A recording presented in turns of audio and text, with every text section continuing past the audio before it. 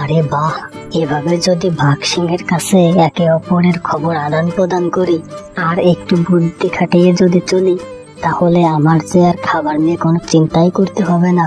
রাজামশাইকে তো বলে আসলাম এখন বাঘের কাছে যাব, কিন্তু এখন তো বাঘের কাছে যাব না, কারণ এখন আমার পেটটা ভরা আছে।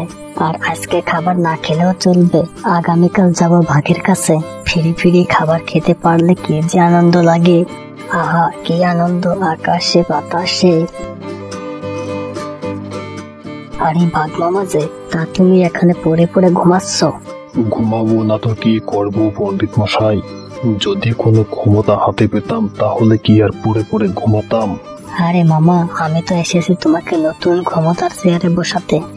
পণ্ডিত মশাই তুমি যে কি বলো, ক্ষমতার চেয়ার কোথায় আর আমি কোথায়? অবশ্যই ক্ষমতার জন্য কয়েকবার আমি যুদ্ধ করেছি, কিন্তু কোনোই লাভ হয়নি, বরং পিরান ভিক্ষা নিয়ে ফিরে আসতে হয়েছে আমাকে। মামা তুমি শুধু শুধু ভুল ভাবতেছ, এখন আর আগের দিন নেই, আগের দিন বাঘে খাইছে। পণ্ডিত মশাই তুমি কি বললে? মামা তুমি তো সেই বাঘ, তুমি আমার কথা শোনো আগে। আমি গোপন সূত্রে খবর পেয়েছি, রাজামশাই এখন দিনে দিনে দুর্বল হয়ে পড়তেছে। রাজামশাইয়ের শরীরে আগের মতো আর শক্তি নেই। তাই নাকি? তাহলে তো চলো পণ্ডিত মশাই, আজকেই সিংহাসন দখল করব। আরে মামা দাঁড়াও, তুমি যত সহজ মনে করতেছ ততটা সহজ নয় সিংহাসন দখল করা। এর জন্যই তো তুমি রাজা হতে পারো নাই।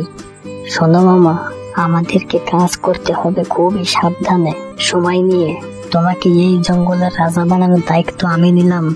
সর্বপ্রথমে আমাদেরকে রাজামশাইয়ের যে সৈন্য সামন্ত আছে তাদেরকে আমাদের হাতে আনতে হবে। রাজামশাইয়ের সৈন্য সামন্তদেরকে আমাদের হাতে আনতে পারলেই আমরা যুদ্ধের ঘোষণা দেব। শোনো বাঘমামা, তুমি এখন শুধু খাবার শিকারের পর সরাসরি তোমার আস্তানায় চলে আসবে। আর ভুলেও রাজামশাইয়ের গুহার সামনে যেও না, কারণ সামনে তোমাকে যুদ্ধ করতে হবে। তোমাকে এখন প্রচুর শক্তি সঞ্চয় করতে হবে। পণ্ডিত মশাই তুমি যখন বললে এখন না যেতে, তাই আর গেলাম না।